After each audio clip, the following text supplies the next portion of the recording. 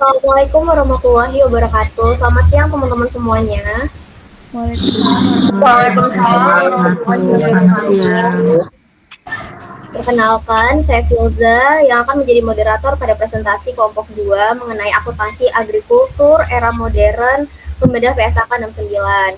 Jadi presentasi ini akan disampaikan secara bergantian oleh anggota kelompok sesuai bagian masing-masing. Nah, jadi untuk menjaga efektivitas waktu, saya persilahkan kepada pemateri pertama. Oke, baik. Pada kesempatan kali ini kita akan membahas tentang akuntansi agrikultur era modern membedah PSAK 69, panduan visual penilaian aset biologis dan pemisahan harga pokok produksi atau HPP. Nah, di dalam standar ini, kita akan melihat bagaimana perlakuan akuntansi untuk aset biologis seperti tanaman dan hewan, yang ternyata berbeda dengan aset tetap pada umumnya. Kalau biasanya kita mengenal penyusutan dalam akuntansi tradisional, nah di PSAK 69 ini pendekatannya sudah lebih modern karena menggunakan nilai wajar. Next.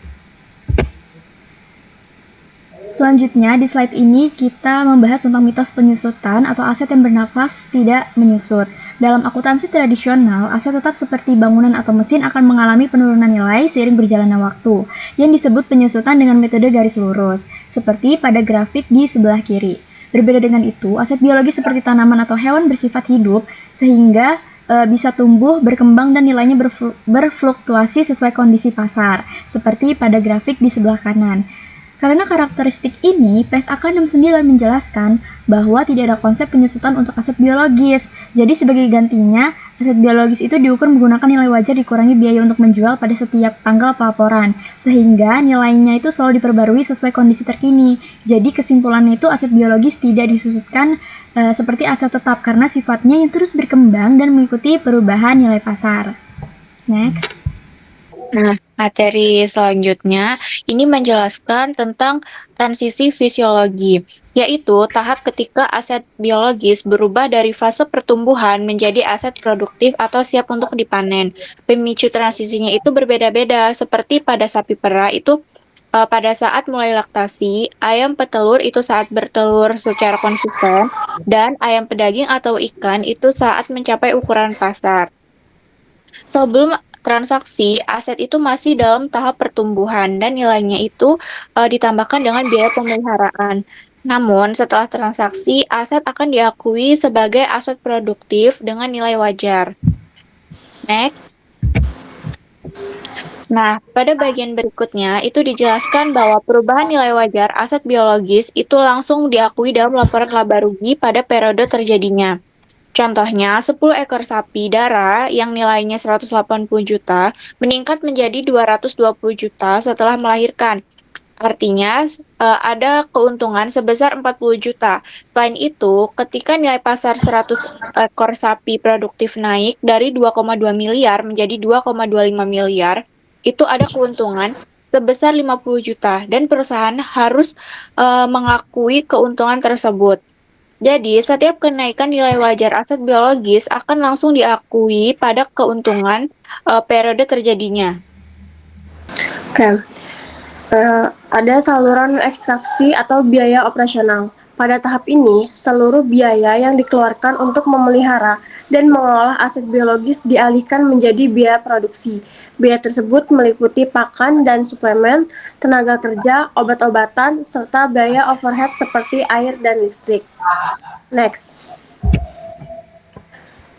Kemudian ada pemanenan dan pengolahan awal. Pada tahap ini merupakan proses akhir sebelum produk agrikultur dijual atau didistribusikan. Kegiatannya meliputi pemotongan, pencucian, dan pemilahan, serta pendinginan dan pengemasan. Seluruh biaya pada tahap ini diakui sebagai beban produksi. Perbedaan nilai wajar dan harga pokok. Jika nilai wajar digunakan untuk menilai aset biologis berdasarkan harga pasar saat ini. Dan harga pokok yaitu biaya produksi seluruh biaya yang dikeluarkan untuk menghasilkan produk agrikultur. Jadi, kesimpulannya, perubahan nilai wajar dipengaruhi oleh kondisi pasar, sedangkan biaya produksi dipengaruhi oleh biaya operasional. Oleh karena itu, kenaikan nilai pasar aset biologis tidak otomatis meningkatkan biaya produksi. Next. Oke, selanjutnya yaitu garis pemisah absolut. Jadi nilai wajar versus harga pokok. Jadi jika sapi menjadi 20% lebih bernilai bulan ini, apakah biaya produksi itu susu menjadi lebih mahal? Nah, jawabannya itu tidak. Pertama, ada perubahan nilai wajar mesin satu, yaitu objek penilaian aset hidup, contohnya sapi atau ayam. Nah, dampaknya keuntungan atau kerugian itu langsung atau non-operasional.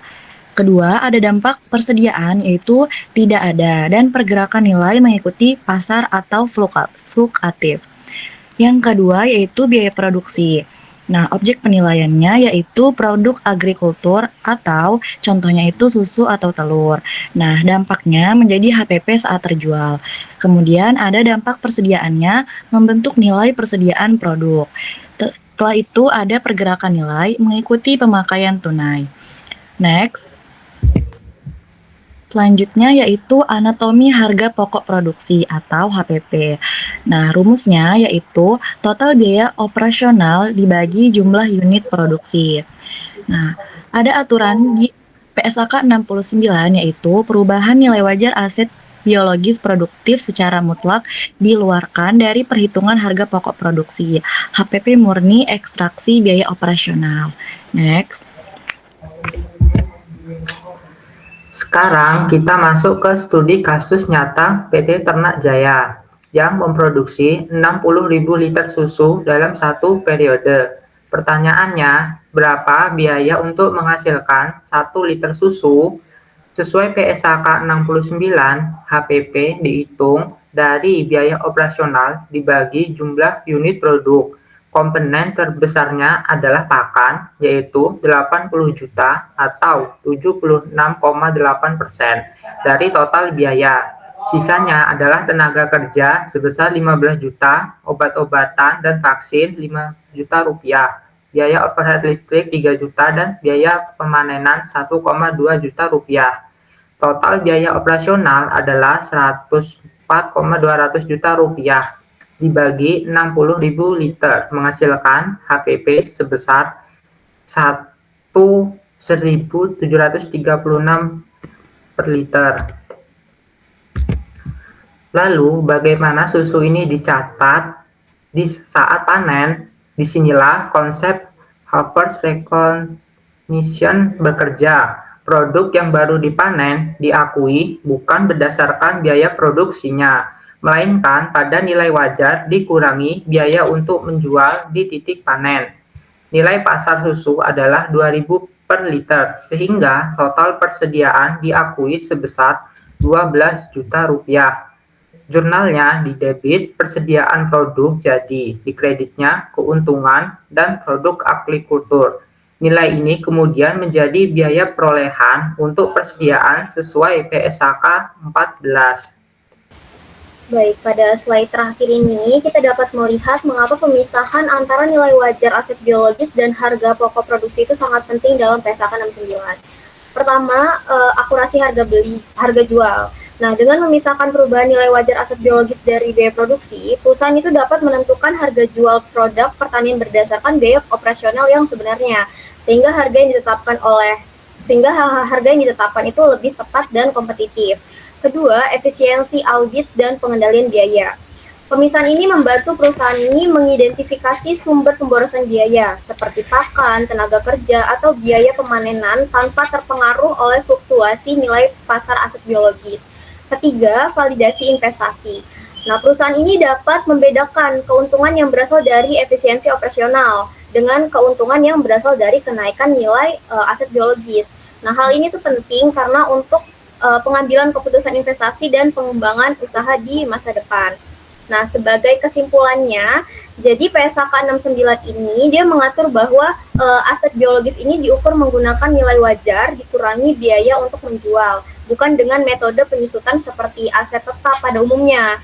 Nah, perubahan nilai wajar aset biologis ini diakui langsung dalam laporan laba rugi. Selain itu juga, PSAK 69 juga menekankan adanya pemisahan yang jelas antara aset biologis dan produk agrikultur.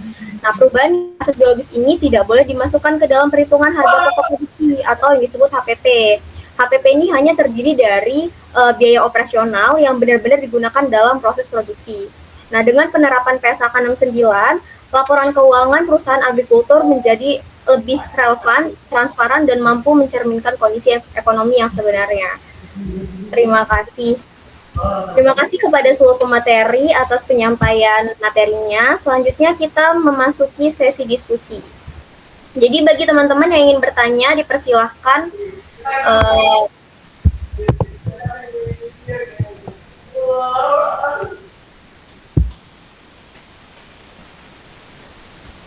Izin bertanya,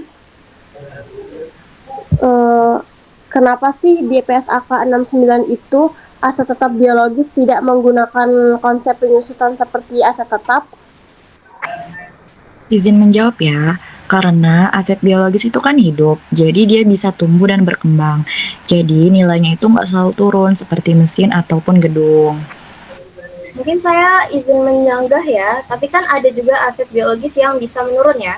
Misalnya tuh tanaman yang rusak atau ternak yang sakit. Nah, berarti kan tetap ada penurunan dong.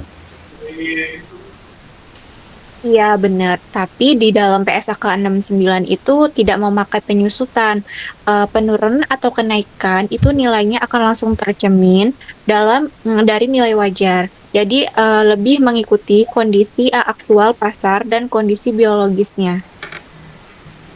Berarti kalau begitu, laporan keuangannya bisa lebih fluktuatif dong, nggak stabil kayak aset tetap. Nah iya betul, karena pakai nilai wajar. Hasilnya itu emang jadi lebih fluktuatif, tapi tujuannya itu supaya laporannya itu lebih relevan aja dan mencerminkan kondisi aset sebenarnya pada saat pelaporan. Oke, baik teman-teman. Dengan berakhirnya sesi diskusi, maka berakhir pula presentasi kelompok kami mengenai PSAK 69 tentang akuntansi agrikultur. Mohon maaf apabila terdapat kesalahan maupun kekurangan dalam penyampaian materi. Saya selaku moderator, saya akhiri. Wassalamualaikum warahmatullahi wabarakatuh. Waalaikumsalam warahmatullahi wabarakatuh. Waalaikumsalam warahmatullahi wabarakatuh.